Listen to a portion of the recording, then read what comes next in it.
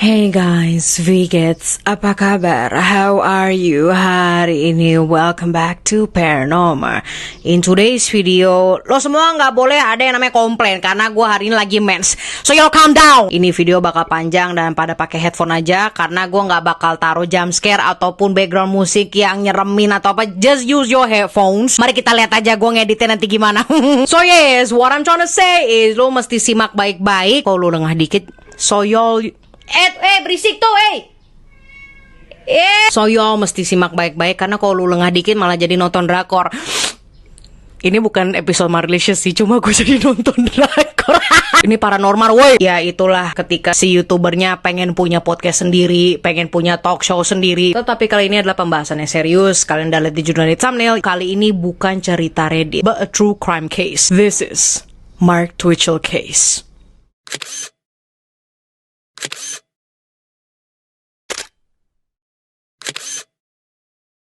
Untuk kasus kali ini, coba kalian nanti nilai sendirilah ya. Di Amerika sana tuh ada satu anak laki-laki yang dari luar tuh kelihatannya kayak anak baik. Terus kuliahnya juga selesai pula, nggak kelihatan problematik lah. Nah, apa yang dia dalami selama kuliah itu juga ternyata menghasilkan dan sesuai lah sama kemauan dia. Kebetulan nih, dia ini kuliah di bidang perfilman gitu. Keren juga sih. A lot of people wants it, tapi nggak didukung sama orang tua. Nah, kalau dia didukung banget. Jadi hobi sama kesenangannya dan karirnya nanti itu apa tuh bahasa Indonesia?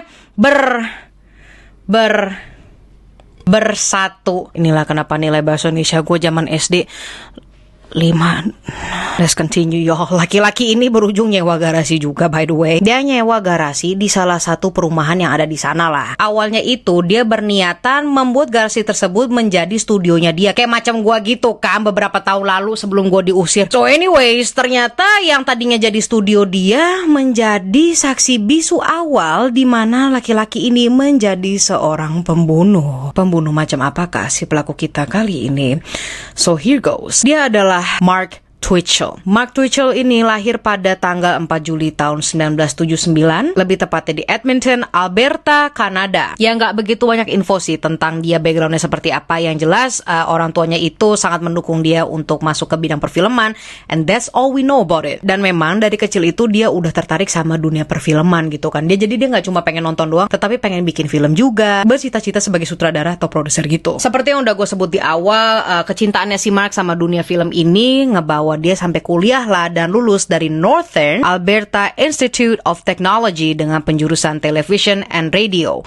Dia lulus di akhir tahun 1990. Setelah lulus, kesehariannya si Mark tuh ya nggak jauh-jauh dari nonton film, terus bikin skrip, and he got one of the favorites. Dia itu pecinta banget film Star Wars dan TV show Dexter. Gue nggak tahu ya Gen Z yang baru pada nonton Dexter atau enggak. Kalau kalian anak 2005 ke atas, ke atas apa ke bawah ya? You know 2005, 2006, y'all don't know about Dexter. Kayaknya yang tahu Dexter tuh anak Gen Z awalan sampai ke milenial. Lo nonton aja tuh Dexter seperti apa. Dan iya ini ada hubungannya sih sama kasus pembunuhan yang kali ini gue bahas. Gue lanjut lagi. Nah di samping itu, meskipun dia kedengarannya kayak jarang keluar rumah ya, because that's the truth, he's spending a lot of time to watch the movies and then make their own script. And he's making small projects ya, mungkin kayak film short movie. Ya, kedengarannya dia kayak di rumah terus kan. Tetapi ini tidak menutup kemungkinan dia bertemu dengan jodohnya. Loh kok bisa ngomong gitu? Si Mark ini mencoba peruntungannya di perjodohan lewat dating site, zaman itu belum ada Tinder, yang bernama plentyoffish.com. Gue nggak tahu itu masih ada atau nggak sih. Dan disinilah, oh wow, dia ketemu sama jodohnya. Secepat itu, enak ya. Zaman dulu mah ya dapet jodoh mah lebih gampang daripada zaman sekarang. Damn. So what happened? Dia match lah sama satu cewek Amerika yang namanya adalah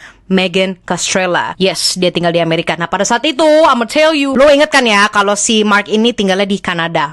Ya udah jelas hubungannya mereka ini dimulai dari secara online, terus ya LDR gitu kan. And eventually berbuah manis dan berujung si Mark ini pindah dong tempat tinggal ke Amerika Serikat. Cause like, he wanna be with her. Kan kalau dari sini tuh kelihatannya, oh if he wanted he will. Yang kayak orang-orang di TikTok gitu kan. Kalau misalnya dia suka banget sama lo, negara pun itu tidak akan menjadi masalah. Ya bener sih, and that's what he did. But then Sayangnya nih, jeleknya, setelah beberapa lama tinggal di Amerika Serikat dan punya hubungan sama Meghan, turns out mereka ini kurang cocok dan lebih banyak ributnya gitu. Ya, nggak semanis seperti di online. Si Meghan ngerasa si Mark ini adalah seorang compulsive liar atau tukang bual, anjir. Sudah poin ditanya tentang hal yang simple kayak bayar listrik, udah belum? Sama air bagaimana itu? Ngibul gitu loh. Ya elah, kayak masalah kecil aja di ngibul. Nah, sifat pembohong Mark ini kelama-kelamaan makin parah sampai berubah menjadi perselingkuhan. Mereka putus dan lebih tepatnya di tahun 2004 Mark itu balik lagi ke negaranya, and then di tahun yang sama si Mark makin memperdam lagi rasa sukanya di dunia film, terutama sama film Star Wars. Ini 11-12 sama kayak ngefans berat atau memang dia punya project, we don't know about that. I was wrong. Gue kira cuma ngefans obsesif kayak gitu, ternyata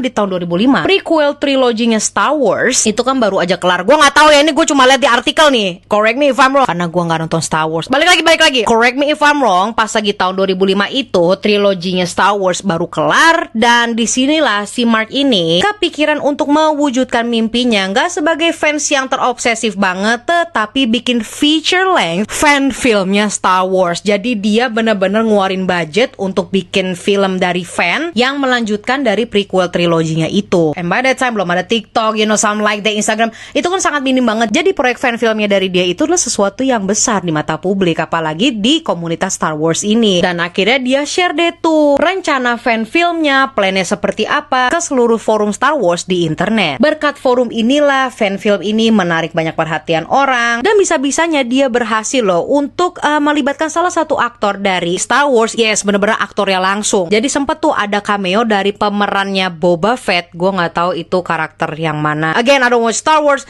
Pemeran Boba Fett itu yang nama aktornya adalah Jeremy Bulloch. So Jeremy itu sampai masuk ke fan filmnya yang dibuat oleh si Mark Twitchell ini. Sementara project fan filmnya ini berjalan, si Mark udah balik lagi deh tuh ke website Plenty of Fish. Kok lama-lama gue kesepian ya gitu, untuk cari jodoh lagi. Why not? So this time si Mark ini match sama cewek yang bernama Jess. Jess sama Mark ini berujung menikah, karena kan kalau tadi sama Meghan cuma pacaran aja gitu kan, tinggal bareng, bule style ya kan. But this time he's actually married dan dikaruniai satu orang anak perempuan. Mereka ini tinggal di Saint Albert. Saint Albert di Amerika apa di Kanada nih? But anyways, that's what happened. Nah, untuk menafkahi keluarga dan anaknya ini ya, si Mark mutusin buat ngambil kerjaan lagi sebagai director di salah satu film lokal yang judulnya adalah Day Players. Tapi at the same time fan filmnya itu masih berjalan, jadi dia ada 2 proyek lah jatuhnya. Sampai sini kelihatan banget lah ya bahwa Mark lagi ada di masa kejayaannya, punya istri, punya anak, terus proyek ada. Matter of fact, setelah itu dia punya film komedi pula. Tapi itu semua nggak bertahan selama yang kita kira. Pada suatu hari si Mark ini setelah mendapatkan semuanya, dia memutuskan untuk menjadi direktur sebuah film bergenre horor yang dibuatnya sendiri. Dia tulis skripnya sendiri, dia acting sendiri juga di sana, dan menjadi editor segalanya itu homemade punya dia. Judul film horornya dia ini adalah House of Cards. Bukan TV show yang kalian lihat ya di Netflix. No, that's different. Ini adalah House of Cards milik Mark Twitchell. Nah, plot film yang dia buat ini adalah seorang serial killer yang punya cara atau taktik sendiri dalam memancing korbannya dari internet. Untuk memulai produksi film horor pertama kalinya ini, si Mark menyewa sebuah garasi di daerah Edmonton supaya bisa dia pakai sebagai studionya. Dan sebelum production film tersebut, Mark sudah ngabarin ke tetangga-tetangganya bahwa kalau ada suara ribut-ribut atau apapun, itu adalah proses syuting filmnya. Jadi tidak perlu diganggu gubris. Apa iya?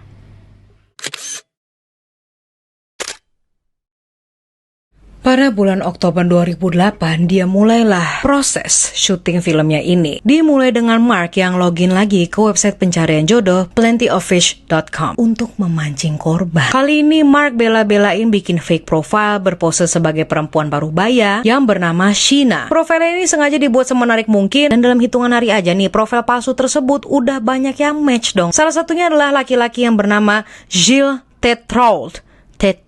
ini kayak mungkin nama Prancis kali ya. Jadi gue baca se-Indonesian style mungkin Gilles. Nah, Gilles ini adalah seorang laki-laki berusia 33 tahun yang kebetulan baru saja cerai. Beberapa minggu kemudian mereka jadi chat terus dan sudah saatnya untuk ketemuan. Inilah yang sebenarnya jadi tujuan utamanya si Mark. Dengan sengaja dia nyuruh si Gilles ini untuk datang ke rumahnya si Sheena, yang pada kenyataannya itu adalah hanya garasi doang. Dan mancu, ini adalah garasi sewaan. Setelah sepakat di waktu dan di lokasi yang tertentu ini, yang mana itu adalah garasinya sewaannya Mark, lebih tepatnya di tanggal 3 Oktober tahun 2008 waktu itu. Sementara si Gilles ini lagi siap-siap untuk berangkat, di sisi lain Mark juga lagi sibuk-sibuk ya menyambut kedatangan Gilles. Garasi sewaannya itu udah dia rubah sedemikian rupa jadi kalau kata Mark adalah kill room, dan inspirasi ruangannya tersebut dari TV show Dexter. Jadi di sana tuh ada pintu kaca yang sengaja dia tutupin pakai terpal. Udah disediain juga sama dia semacam benda-benda tumpul yang niatnya memang untuk ngelukain korbannya, dan ada stun gun juga di sana. Stun gun tuh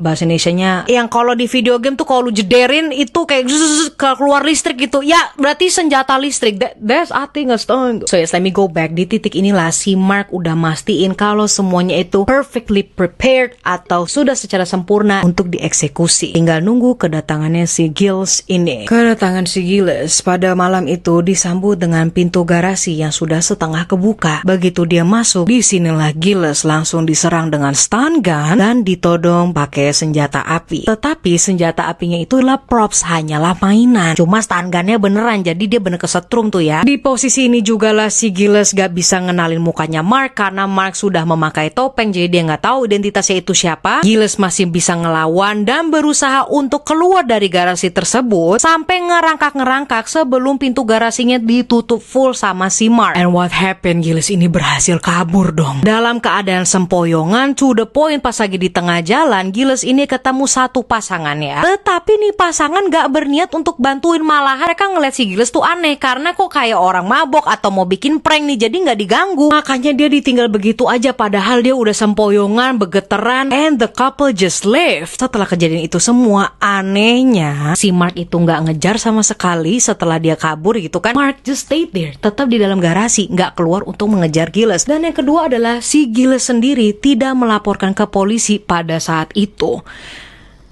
What? Jadi nggak langsung dong, he needed to wait berapa lama gitu baru ngomong tentang kejadian yang ada di garasinya si Mark. Kan itu lumayan aneh sih. Oke, gue lanjut. Setelah gagal di percobaan yang pertama itu, Mark gak berhenti sampai situ aja. Tetapi dia bikin profil kedua dengan nama dan foto palsu lagi. Jadi bukan Sheena lagi ya, dan foto orangnya itu udah berbeda. Kali ini dia berpura-pura menjadi seorang remaja yang namanya Jen. Di samping itu juga si Mark mengganti settingan profilnya dengan berkedok looking for intimate encounter. Jadi kalian tahu lah ya, untuk si Jen ini profilnya dia bukan mencari pasangan tetapi untuk mencari happy-happy satu malam, alright? Dari settingan inilah banyak orang yang lebih tertarik daripada si Sheena sebelumnya. Nah, salah satu orang yang dipilih oleh Mark itu adalah laki-laki yang berusia 38 tahun yang bernama Johnny Altinger. Awalnya sama dia tuh seperti si Gilles, dimana mereka udah chat-chatan dulu kan secara online. 2 hingga 3 minggu kemudian, it is time for us to meet. Janjilah mereka untuk ketemuan. Dia di-invite lagi lah ke garasi itu dengan bahasa ke rumah gue nih, ke rumah si Jen. Padahal ketika udah nyampe lokasi, it's just a garage. Tetapi bedanya Johnny sama si yang sebelumnya itu, Johnny ini sempat ngabarin lah ke temannya bahwa dia akan pergi nih untuk ketemuan sama cewek di malam itu. Nah, tanpa disangka-sangka, dalam keadaannya si Mark yang masih siap-siap untuk menyambut Johnny, tiba-tiba Johnny itu udah masuk ke dalam garasi 15 menit lebih awal. Hello, si Mark ini yang masih berpose tanpa topeng, terus ya belum siap-siap untuk mengeksekusi gila itulah ya. Dia kaget juga karena si Johnny udah nyampe 15 menit awal dan gak ada suaranya, tiba-tiba masuk aja ke dalam garasi. Nah, walaupun si Mark ini panik di dalamnya, he got reasons yo. Dia mempunyai alasannya masuk akal, ya alasan palsu lah ya. Dia bilang ke Johnny bahwa, iya saya ini pemilik garasi ini, kamu mau ketemu ya sama Jen? Iya, nanti kayaknya dia datang ke sini. Begitu. Nah, sekarang si Mark ini lagi bertatap-tatapan sama Johnny. Dia mengexcuse himself to go to the back room.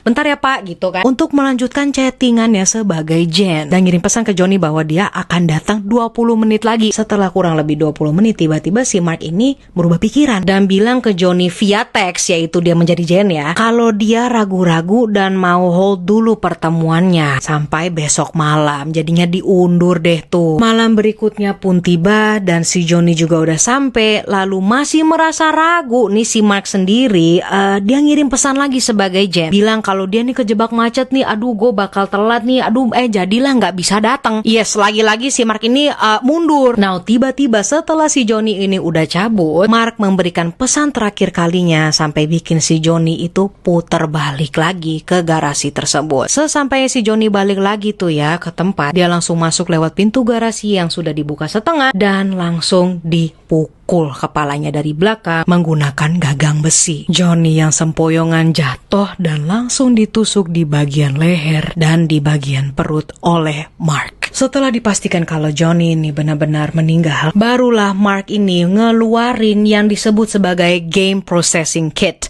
yaitu satu kotak yang isinya adalah senjata tajam mulai dari pisau daging, pisau lipat, sampai pisau dapur, ya ada semua lah pokoknya di situ. Dengan sajam-sajamnya ini, Mark membagi jasadnya si Johnny jadi beberapa bagian. Ya, maksud gua adalah dia mutilasi. And then beberapa potongannya itu dia campurin dengan pure amonia biar dimusnahin. And now what happened? Walaupun dia udah berupaya untuk memusnahkan jasadnya gitu kan ya, apakah Mark kali ini berhasil lagi dari tetangga atau orang yang mencari Johnny? Well, you're about to find out. Soalnya masih ada nih mobil merah yang dipakai sama Johnny yang parkir dekat propertinya si Mark ini. Dengan kejeniusan dan ilmu peraktingannya yang tipis-tipis ya, Mark mutusin untuk bikin alibi di mana ketika ditanyain nanti nih mobilnya Johnny kok ada di sini tapi orangnya nggak ada, alibinya si Mark adalah gini Pak, saya nggak sengaja nih ya, ini ceritanya Mark ya, Mark ini nggak sengaja bertemuan sama Johnny di tengah jalan yang kebetulan si Johnny ini lagi butuh duit dan ingin menjual cepat mobilnya. Jadilah mereka ini deal-dealan di tempat dengan harga yang seadanya, yaitu adalah sebesar $60. Dongo nggak? Mana ada mobil harganya $60? Masa sedesperate orang, ya udah gue jual deh mobil gue seberapa tuh, 800.000, kan goblok. Jadi si Mark udah ngelatih alibinya dengan menjual mobilnya,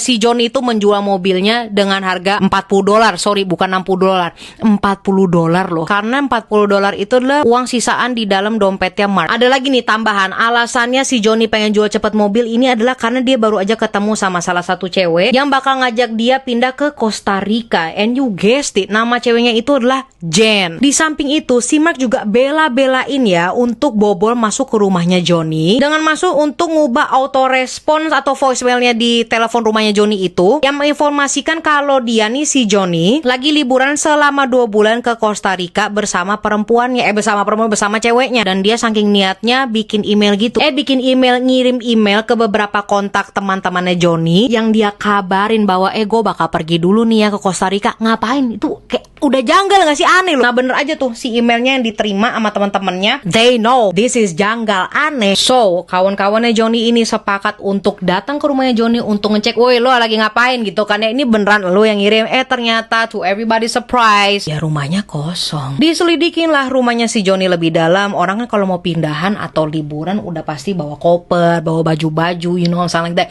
Ternyata full aja gitu lemarinya, gak ada bekas-bekas orang yang lagi cabut gitu. Dokumen traveling pun termasuk paspor masih ada di rumah. Hello, paspor aja dalam rumah, kan kelihatan banget kalau ini adalah sesuatu yang mencurigakan. To the point, semua ini berujunglah ke investigasi pihak kepolisian. Dengan berbekal kesaksian dari teman-temannya si Johnny, mereka juga bilang tuh bahwa dia terakhir kali ngomong ke saya Pak kalau dia mau ketemuan sama perempuan yang namanya Jen, dimana dia pergi ke sebuah lokasi ini Pak gitu kan ya. And then polisinya ini pinter karena dia nggak langsung untuk nge-confirm siapapun yang pemilik garasi itu. Sebelum ngecek ke TKP, polisi nanyain dulu para tetangga-tetangga yang tinggal di dekat garasinya si Mark itu. What happened? Ya namanya tetangga kan nggak tahu apa-apa lah. Ya mereka jujur-jujur aja. Oh iya, yang tinggal di situ namanya Mark Twitchell Pak. Dia ini orang filman. Dia juga udah pernah bilang ke kita kok ada suara apa-apa nggak usah diganggu gubris, itu proyek filmnya.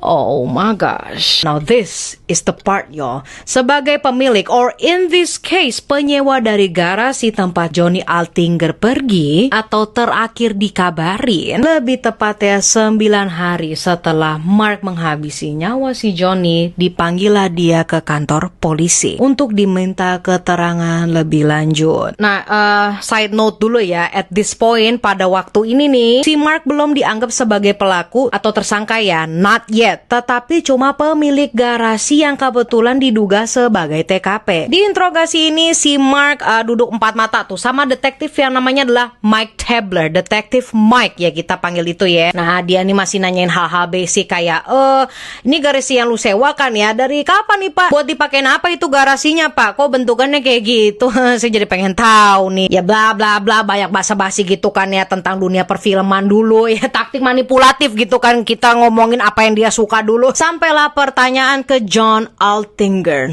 Disinilah si Mark mulai keluar skill actingan tipisnya, dimana dia pura-pura nggak tahu ya, bahkan sampai nanyain follow up kasusnya si Johnny Altinger tuh seperti apa pak. Emang dasar ya. Terus si detektif juga kayak masih main aja gitu kan alurnya dia, ceritain juga kronologinya Johnny Altinger tuh kayak gimana. Terus teman-temannya pada datang ke rumahnya, nemuin baju yang masih intact, paspor nih itu. Harusnya orang mah udah keringet dingin ngomong kayak gitu.